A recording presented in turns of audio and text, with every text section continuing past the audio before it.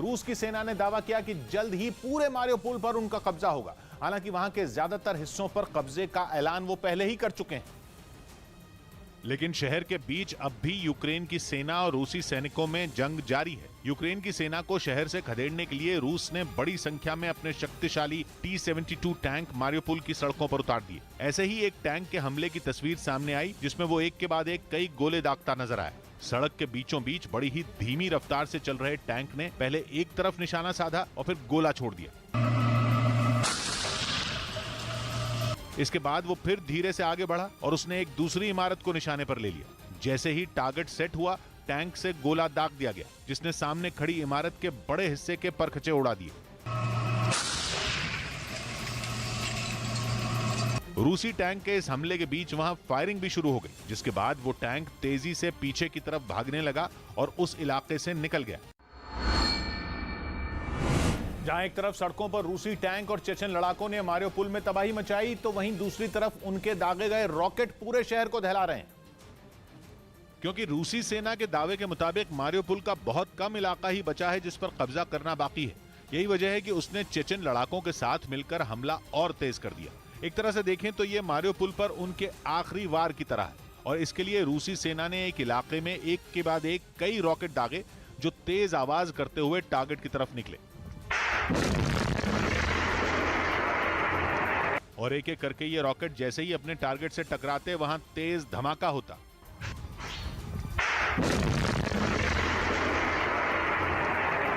इन rocket को एक ही तरफ लगातार तब तक छोड़ा गया जब तक कि वहां धमाके के साथ आग नहीं लग गई। यानी टारगेट को तब तक निशाना बनाया गया जब तक वो पूरी तरह खत्म नहीं हो गया। और इसी तरह के हमले मारियोपोल शहर की दूसरी कई जगहों पर भी किए गए। इन हमलों ने पहले से ही तबाह मारियोपोल को पूरी तरह उजाड़ दिया और खंडहर में बदल गए शहर का एक वीडियो यूक्रेन की तरफ से जारी किया गया। ड्रोन की मदद से बनाए गए इस वीडियो में मारियोपोल की एक भी इमारत ऐसी नहीं दिखी जिस पर रूसी सेना के हमलों के निशान न हो। कई इमारतें तो पूरी तरह धराशायी नजर आईं। मिसाइलों और बमों की मार ने पूरे शहर में जिंदगी का नामो निशान मिटा दिया। बमबारी से कुछ बचे हुए पेड़ खड़े तो दिखाई दिए, लेकिन उन पर पत्तियां नहीं नजर आईं। ड्रोन से ली गई इन्हीं तस्वीरों के बीच वो थिएटर भी दिखाई दिया जिस पर रूस ने एक ताकतवर बम गिराया था। बम के उस हमले से पूरा थिएटर सामने से दो हिस्सों में बटा नजर आया, जबकि उसका ऊपरी हिस्सा तो ऐसा ध्वस्त दिखा कि मानो वो इमारत कागज से बनी रही हो। जैसे जैसे ड्रोन आगे बढ़ा, इसी तरह के हालात वहां के कई किलोमीटर के इलाके में दिखाई दिए। जबकि तबाही की इन्हीं हालात के बीच रमजान कादिरोव के लड़ाकों ने मारियोपोल पर पूरी तरह कब्जा करने की तैयारी शुरू कर दी, जिसके लिए हथियारों से लैस चेचन लड़ाके मारियोपोल में एक जगह जमा हो गए।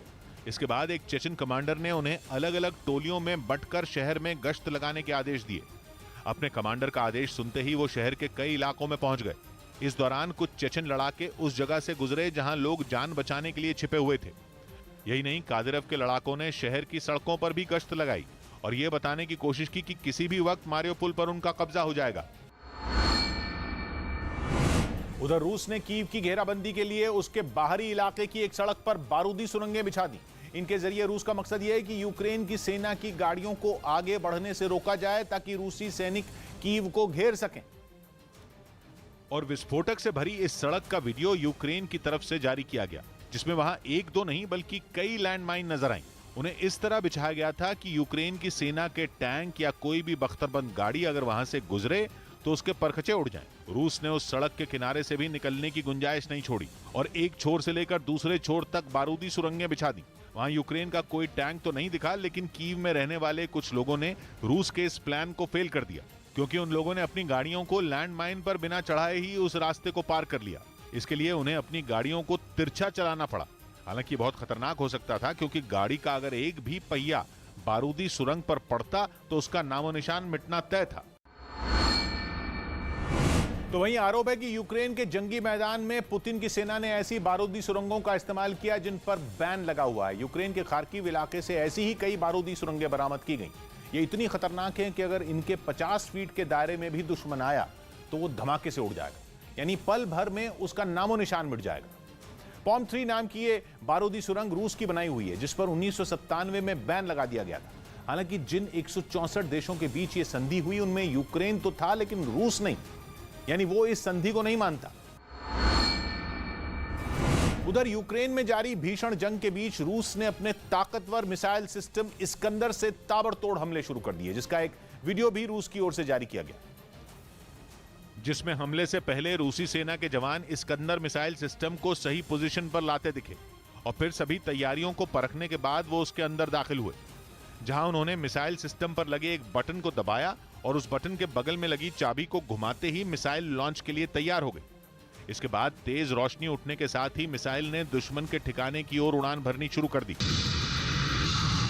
रूस ने इन मिसाइलों के जरिए सटीक निशाना साधकर यूक्रेन के कई अहम सैन्य ठिकानों को तबाह करने का दावा किया, लेकिन उसने ये नहीं बताया कि ये हमले किस जगह किए गए। इस बीच यूक्रेन के साथ जारी जंग में अब रूस ने अपने सबसे घातक जंगी हेलीकॉप्टरों का भी इस्तेमाल तेज कर दिया, जिसका एक वीडियो भी रूस ने जारी किया। हालांकि यह वीडियो किस इलाके का है इसका पता नहीं चल पाया, लेकिन हवाई हमलों का जो वीडियो जारी किया गया उसमें रूसी सेना का सबसे घातक का-52 हेलीकॉप्टर यूक्रेन के सैन्य ठिकानों पर मिसाइल दागता नजर आया। इससे पहले रूस के एक एयरबेस पर खड़े हेलीकॉप्टर में उसका पायलट मिसाइल लोड करता दिखाई दिया। इसके बाद हेलीकॉप्टर के कॉकपिट में चढ़कर उसने दुश्मन के ठिकाने के लिए उड़ान भरनी शुरू कर दी। उसके साथ ही वहां से कुछ और हेलीकॉप्टर भी उड़ान भरते दिखाई दिए और यूक्रेन के सैन्य ठिकानों के करीब पहुंचते ही इन हेलीकॉप्टरों ने उन पर सटीक निशाना साधकर गाइडेड मिसाइलों की बरसात शुरू कर दी। रूस ने इन हवाई हमलों में यूक्रेन की सेना के एक कमांड सेंटर को तबाह करने का दावा किया। अपने मिशन को अंजाम देने के बाद रूस के इन हेलीकॉप्टरों ने एयरबेस पर सुरक्षित लैंडिंग की। उधर रूस की सेना ने अपने मिसाइल हमले से यूक्रेन के एक एयर डिफेंस सिस्टम को तबाह कर दिया, जिसका एक वीडियो भी उसकी ओर से जारी किया गया, जिसमें दिखा कि मिसाइल हमले में यूक्रेन के एयर डिफेंस सिस्टम के परखचे उड़ गए। रूस की एयरफोर्स ने इस कार्रवाई को अंजाम देने से पहले इलाके की रेकी की और फिर टारगेट को लॉक करने के बाद उस पर बेहद सटीक हमला किया। इस हमले के बाद वहां से आग की भीषण लपटें उठती दिखाई दी और फिर धुआं पूरे इलाके में फैल गया। इतना ही नहीं, रूस ने अपनी एयर स्ट्राइक के जरिए यूक्रेन के कुछ और अहम हथियारों को तबाह करने का दावा किया। हालांकि उसने इस कार्रवाई को यूक्रेन के किस इलाके में अंजाम दिया, इसकी जानकारी उसकी ओर से नहीं दी गई। मतलब यूक्रेन की जंग की शुरुआत से ही पुतिन के मंसूबे खतरनाक थे। साफ है कि शुरुआत से ही उन्हें परमाणु बमों के इस्तेमाल से गुरेज नहीं था। असल में इस महीने की शुरुआत में रूस के 4 सुखोई विमान स्वीडन की एयर स्पेस में घुसे थे और अब दावा किया जा रहा है कि उनमें 2 हवाई जहाज विनाशकारी परमाणु बमों से लैस थे। स्वीडन की मीडिया ने यह सनसनीखेज दावा किया है और तो और यह भी कहा है कि यह घुसपैठ गलती से नहीं हुई थी, बल्कि पुतिन की सोची समझी चाल थी। दावा है कि रूस ने स्वीडन को धमकाने के लिए जानबूझकर परमाणु बमों से भरे अपने विमान उसके आसमान में भेजे, ताकि स्वीडन को सीधे सीधे चेताया जा सके कि अगर उसने नेटो से हाथ मिलाने की कोशिश की तो फिर अंजाम परमाणु हमला ही होगा। असल में 2 मार्च को रूस के 4 सुखोई विमान स्वीडन के गॉटलैंड आइलैंड के पास उड़ते देखे गए थे। तब सबूत के तौर पर स्वीडन ने उनकी तस्वीरें भी जारी की थी। स्वीडन में रक्षा विशेषज्ञों का मानना है कि परमाणु हथियारों से लैस विमान उड़ाकर रूस स्वीडन को यह संदेश देना चाहता था कि उसके परमाणु हथियार सिर्फ दिखाने के लिए नहीं है, बल्कि वो उन्हें चला भी सकता है। खुद स्वीडन की वायुसेना ने माना है कि स्वीडन के आसमान में परमाणु बमों से भरे विमान उड़ाना पुतिन के गेम प्लान का हिस्सा था। असल में हुआ यह था कि 2 मार्च को रूस के कलिनिंग्राद के एयरबेस से उसके 4 सुखोई विमान स्वीडन के गॉटलैंड आइलैंड जाने के लिए उड़े थे। कलिनिंग्राद रूस का वो प्रांत है जो उसके मुख्य हिस्से से जुड़ा हुआ नहीं है, बल्कि बाल्टिक सागर में यूरोप के पोलैंड और लिथुआनिया जैसे देशों के बीच में। सामने ही समंदर में है स्वीडन का सबसे बड़ा आइलैंड और प्रांत गॉटलैंड। उसी गॉटलैंड के पास आसमान में रूस के 4 विमान उड़े थे। उनमें 2 सुखोई Su-24 अटैक एयरक्राफ्ट थे और बाकी 2 सुखोई Su-27 फाइटर जेट, जो कि अटैक हवाई जहाजों को एस्कॉर्ट कर रहे थे। अब जो 2 सुखोई Su-24 अटैक एयरक्राफ्ट थे, स्वीडन की मीडिया का दावा है कि उन दोनों में परमाणु हथियार थे। स्वीडन को जैसे ही अपनी एयर स्पेस में रूस के विमानों की भनक लगी थी, उसने आनन फानन में अपने 2 फाइटर जेट रूस के विमानों के पीछे छोड़ दिए थे और करीब 1 मिनट तक स्वीडन के आसमान में उड़ने के बाद रूस के जेट लौट गए। लेकिन पुतिन ने स्वीडन को धमकी दी क्यों? उसकी वजह क्या? तो इसके लिए रूस की घुसपैठ की टाइमिंग पर ध्यान देना जरूरी है, क्योंकि 2 मार्च की इस घटना से ठीक पहले स्वीडन ने यूक्रेन को सैन्य मदद देने का ऐलान किया था। स्वीडन का यह बहुत बड़ा फैसला था 1939 के बाद यह पहली बार था जब स्वीडन ने जंग में उलझे किसी देश को हथियार भेजे थे, जिनमें 5000 एंटी टैंक हथियार भी शामिल थे। साफ है कि पुतिन को स्वीडन का यह फैसला फूटी आंख नहीं सुहाया, लेकिन इससे भी बड़ी वजह थी स्वीडन को नेटो से दूर रहने के लिए चेताना। 2 मार्च को जब रूस ने स्वीडन के आइलैंड के पास अपने परमाणु हथियारों से लैस विमान उड़ाए, उससे कुछ वक्त पहले ही पुतिन ने स्वीडन और अपने और उसके पड़ोसी देश फिनलैंड को चेतावनी दी थी कि अगर उन दोनों ने नेटो का हिस्सा बनने की सोची भी तो रूस उन पर सैन्य कार्रवाई करने से नहीं चूकेगा। स्वीडन और फिनलैंड दोनों ही देश नेटो के सदस्य नहीं हैं और उनके नेटो से दूर रहने में ही रूस की भलाई भी है, क्योंकि रूस अपनी पश्चिमी सीमा पर नेटो के सदस्य देशों से घिरा हुआ है। उसके पड़ोस में सबसे ऊपर नॉर्वे, फिर एस्टोनिया, लातविया, लिथुआनिया और पोलैंड जैसे देश नेटो के सदस्य हैं। इस इलाके में गिनकर बस फिनलैंड, स्वीडन, बेलारूस और यूक्रेन ही हैं जो नेटो का हिस्सा नहीं है। बेलारूस तो रूस का दोस्त, वो नेटो से जुड़ेगा नहीं, और यूक्रेन को नेटो से जुड़ने से रोकने के लिए तो रूस ने उस पर जंग ही छेड़ रखी। ऐसे में स्वीडन की एयर स्पेस में अपने विमान उड़ाकर पुतिन ने उसे भी बिल्कुल साफ साफ अपना मैसेज पहुंचा दिया। वहीं कीव पर कब्जे की जिद में रूस ने यूक्रेन की राजधानी में तबाही मचा दी। इन हमलों से कीव के कई इलाकों की तो सूरत ही पूरी तरह बदल गई और वो जगहें रूस के ताबड़तोड़ हमलों के बाद वीरान हो गईं।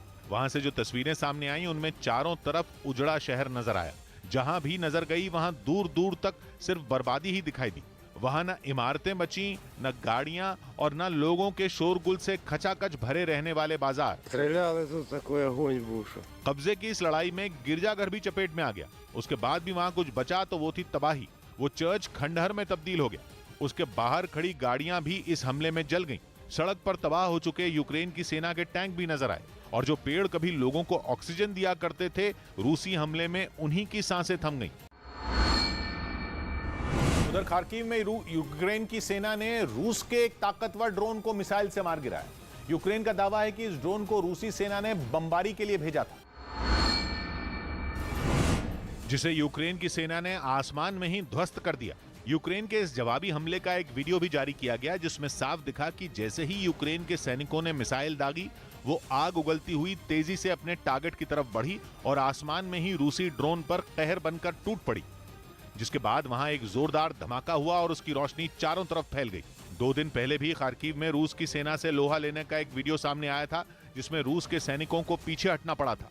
यहां तक कि जमीन पर हुई सीधी जंग के बाद कई रूसी फौजियों के शव भी बिखरे पड़े मिले थे। इतना ही नहीं, जेड निशान वाले कुछ रूसी टैंक भी तबाह हो गए थे। इस बीच यूक्रेन में जंग के मोर्चे पर तैनात रूस के कई सैनिकों पर विद्रोह करने का आरोप लगा। यूके का दावा है कि इन सैनिकों ने अपने ही कमांडर का आदेश मानने से इनकार कर दिया और अफरा तफरी में इन जवानों ने अपने ही देश के लड़ाकू विमान को मार गिराया।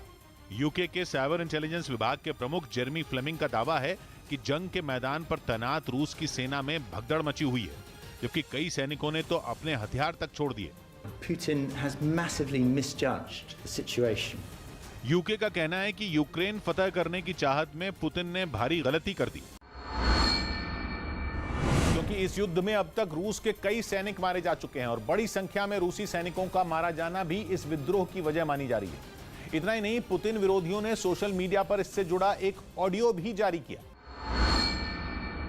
जिसमें दावा है कि रूसी सेना का कमांडर अपने कुछ जवानों को कायर और देशद्रोही कहता सुनाई दिया, लेकिन युद्ध लड़ने से इनकार कर चुके इन सैनिकों पर उसकी बात का कोई असर नहीं हुआ। इसके बाद उनका ये कमांडर आग बबूला हो गया और उसने इन सभी को नौकरी से निकालने की धमकी दे दी। वहीं यूक्रेन के राष्ट्रपति व्लादिमीर ज़ेलेंस्की ने पुतिन के एक नए गेम प्लान की कलई खोलकर रख दी है। ज़ेलेंस्की ने दावा किया कि यूक्रेन से मुंह तोड़ जवाब मिलने के बाद पुतिन के दांत ऐसे खट्टे हुए कि अब वो अपनी पूरी ताकत पूर्वी यूक्रेन पर झोंकने की तैयारी में है और इसके लिए पुतिन यूक्रेन के डॉनबास इलाके में अपनी सेना इकट्ठी कर रहे हैं ताकि उसे यूक्रेन से अलग किया जा सके। ज़ेलेंस्की ने कहा कि पुतिन भले ही कीव और चर्नीव के पास से अपनी सेना हटाने का ऐलान कर चुके हैं, लेकिन उसके साथ ही वो पूर्वी यूक्रेन के डॉनबास इलाके में बहुत बड़े हमले की साजिश बुन रहे हैं। व्लादिमीर ज़ेलेंस्की ने 2 टूक कहा कि पुतिन की करनी और कथनी में फर्क है, इसलिए वो उनके झांसे में आने वाले नहीं हैं। वैसे जेलेंस्की ने जो दावा किया, रूस खुद पिछले हफ्ते सरेआम उसका ऐलान कर चुका है। पिछले हफ्ते रूस ने यूक्रेन पर धावा बोलते वक्त बताया अपने मकसद से पूरी तरह यू टर्न ले लिया था और कहा था कि उसने यूक्रेन की सेना की कमर तोड़कर जंग का पहला फेज पूरा कर लिया है और अब वो अपने मुख्य लक्ष्य पर पूरी तरह फोकस कर सकता है। उसने अपना मुख्य लक्ष्य बताया था पूर्वी यूक्रेन के डॉनबास इलाके की आजादी। डॉनबास पूर्वी यूक्रेन का वो हिस्सा है जिसमें डोनेस्क और लुहांस्क आते हैं। दोनों इलाकों पर 2014 से विद्रोहियों ने यूक्रेन की सरकार के खिलाफ बगावत छिड़ी हुई। रूस शुरू से इन विद्रोहियों के साथ खड़ा हुआ है और उसका दावा है कि लुहांस्क का 93% और डोनेस्क का 54% इलाका उसके समर्थन वाले अलगाववादियों के कब्जे में। यानी रूस की माने तो अब यूक्रेन पर जंग का उसका असल मकसद डोनेस्क और लुहांस्क दोनों के 100% हिस्से को आजाद कराना है। और पिछले महीने यूक्रेन पर धावा बोलने से पहले पुतिन ने इन दोनों इलाकों को अलग देश की मान्यता भी दे दी थी।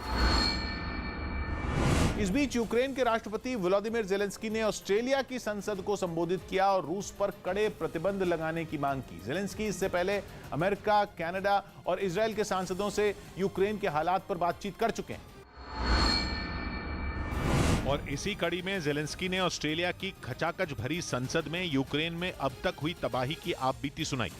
उन्होंने अपने भाषण में कीव, खार्किव, मारियोपोल जैसे शहरों पर रूसी बमबारी से हुई बर्बादी का जिक्र किया। जेलेंस्की ने रूसी हमलों में मारे जा रहे आम लोगों का भी मुद्दा उठाया और रूस को सबक सिखाने के लिए ऑस्ट्रेलिया के सांसदों से मदद मांगी।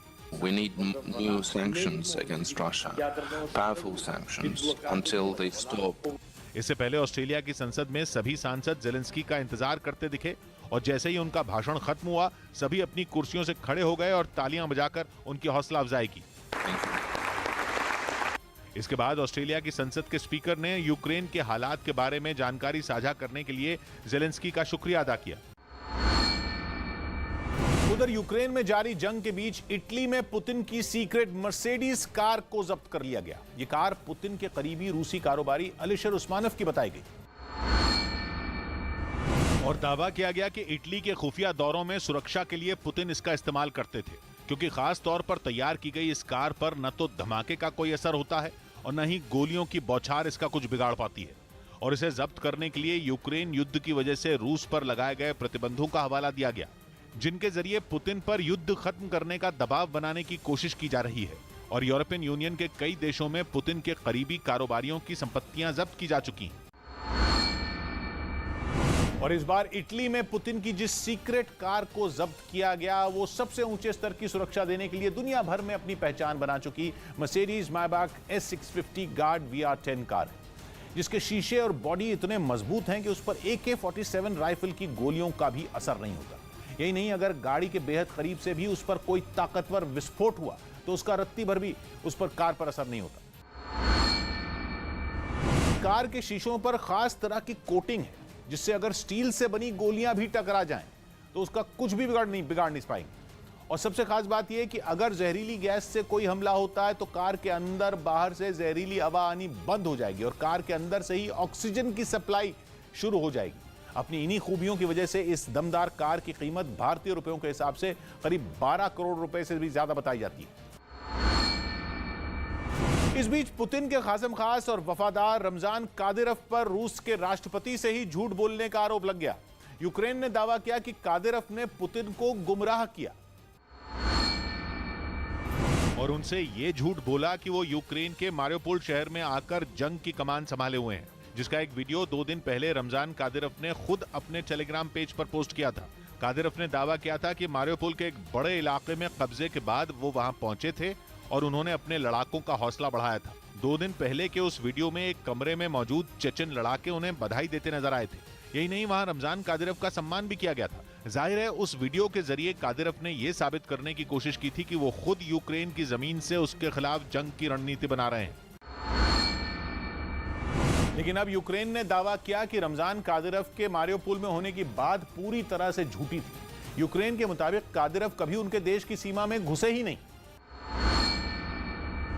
और इसके लिए उसने कादिरोव की सोशल मीडिया पर पोस्ट की गई एक तस्वीर का ही सहारा लिया। असल में रमजान कादिरोव की एक तस्वीर सामने आई जिसमें वो एक सड़क पर नमाज पढ़ते नजर आए। तस्वीर पोस्ट करने के साथ ये दावा किया गया कि वो यूक्रेन की कोई जगह है, लेकिन इसी तस्वीर का सहारा लेकर यूक्रेन ने कादिरोव पर पुतिन को गुमराह करने का आरोप लगा दिया। यूक्रेन ने तस्वीर में कादिरोव के पीछे दिख रहे एक पेट्रोल पंप पर बने लोगों का जिक्र किया, जो कि सड़क पर नमाज पढ़ रहे रमजान कादिरोव के ठीक दाहिनी तरफ दिखाई दिया। और ये लोगो रूस के एक ब्रांड पल्सर का है, जिसके कई पेट्रोल पंप और गैस स्टेशन पूरे देश में बने हैं। जिस रोसनेफ्ट नाम की एक तेल कंपनी इसे चलाती है, जो कि रूस की सरकारी तेल कंपनी है। यूक्रेन ने दावा किया कि जिस कंपनी का पेट्रोल पंप कादिरोव की तस्वीर में दिखाई दिया, उसके पेट्रोल पंप और गैस स्टेशन रूस के बाहर है ही नहीं। यानी कादिरोव ने जिस जगह को यूक्रेन का बताया, वो रूस के ही अंदर की कोई जगह है।